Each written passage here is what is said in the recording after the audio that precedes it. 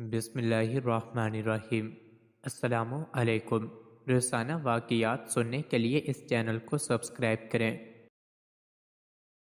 رسول اللہ صلی اللہ علیہ وسلم نے نماز ختم کی اور ممبر پر تشریف لائے ارشاد ہوا، ہر شخص اپنی جگہ بیٹھا رہے۔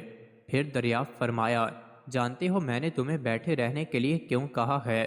صحابہ کرام رضی اللہ عنہم اجمعین نے عرض کیا، اللہ اور اس کے رسول صلی اللہ علیہ وسلم ہی بہتر جانتے ہیں۔ فرمایا، میں نے تمہیں شوق دلانے یا ڈرانے کے لیے جمع نہیں کیا، تمہیں جمع کرنے کا مقصد یہ بتانا ہے کہ تمیم داری جو پہلے نصرانی تھا اب اس نے آ کر اسلام قبول کر لیا ہے، بیعت بھی کی ہے۔ پھر اس نے مجھ سے ایک ایسی بات بیان کی ہے جو میرے اس بیان کے مطابق جو میں تم سے مسیح دجال کے بارے میں کیا کرتا تھا۔ اب اللہ کے رسول ہم نے تمیم داری کی زبانی بیان کردہ بات سنانا شروع کی۔ میں تخم اور جسام قبائل کے آدمیوں کے ساتھ سمندر میں جو بھی جہاز پر سوار تھا، ایک بڑی موج آئی اور جہاز کو بہا کر لے گئے۔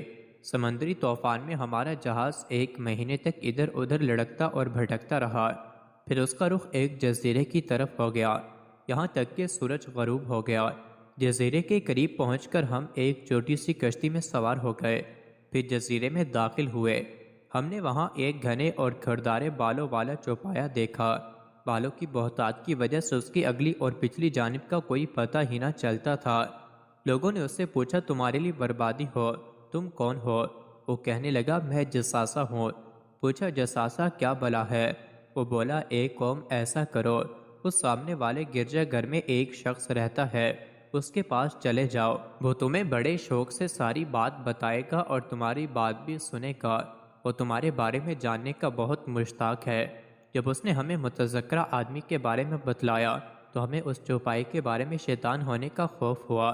ہم لوگ جلدی سے اس آدمی کی طرف چل دیے اور گرجے میں داخل ہوئے۔ وہاں ایک آدمی تھا، وہ بہت لمبا تڑا لگا تھا، اس کے دونوں ہاتھ گردن کے ساتھ اور دونوں زانوں دونوں ٹخنوں تک لوہے کی زنجیر سے جکڑے ہوئے تھے۔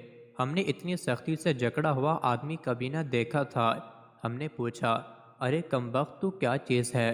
وہ بولا، تم لوگ اب میری خبر پر قابو پا ہی لوگے، اب تمہیں میرا حال معلوم ہو جائے گا، پہلے تم بتاؤ کہ تم کون لوگ ہو؟ ہم نے کہا، ہم عرب لوگ ہیں، ہم ایک سمندری جہاز میں سوار ہوئے، سمندر کی موجیں ہم سے ایک مہینے تک کھیلتی رہیں اور ہم کسی نہ کسی طرح تیرے اس ناپوں سے آ لگے۔ پھر ہم ایک چھوٹی سی کشتی میں بیٹھ کر ناپوں میں داخل ہوئے، جہاں ہمیں ایک بھاری دم کا بہت گھنے بالوں والا جانور ملا۔ بالوں کی کثرت سے اس کے اگلے پچھلے حصے کی شناختی نہیں ہو پا رہی تھی۔ ہم نے پوچھا، ایک کمبخت تو کیا بلا ہے؟ وہ بولا، میں جساسہ ہوں۔ ہم نے پوچھا، یہ جساسہ کیا ہے؟ اس نے جواب دیا، تم لوگ اس آدمی کے پاس چلے جاؤ جو گرجے کے اندر ہیں، وہ تمہاری خبر کا بےحد مشتاق ہے۔ چنانچہ ہم لوگ تیزی سے دوڑتے ہوئے تیرے پاس آ پہنچے اور ڈرے کہ مبادہ تو کوئی بھوت پریت ہے۔ زنجیروں میں جکڑے ہوئے آدمی نے پوچھا، اچھا تم لوگ مجھے بیسان فلسطین کی ایک بہتی کے نخلستان کے بارے میں تو بتاؤ۔ ہم نے کہا، تو اس نخلستان کے بارے میں کیا پوچھنا چاہتا ہے؟ وہ بولا، میں اس نخلستان کے بارے میں پوچھتا ہوں کہ کیا وہ پھلتا پھولتا ہے؟ ہم نے کہا، ہاں پھلتا پھولتا ہے۔ اس نے کہا، اب عنقریب وہ نہیں پھلے پھولے گا۔ پھر اس نے کہا، مجھے طبرستان کے سمندر، یہ سمندر فلسطین میں ہے جو فلسطین اور اردن کے درمیان حد فاصل ہے، کے بارے میں بتاؤ۔ ہم نے کہا، اس کے بارے میں تو کیا پوچھنا چاہتا ہے؟ اس نے سوال کیا، کیا اس میں پانی ہے؟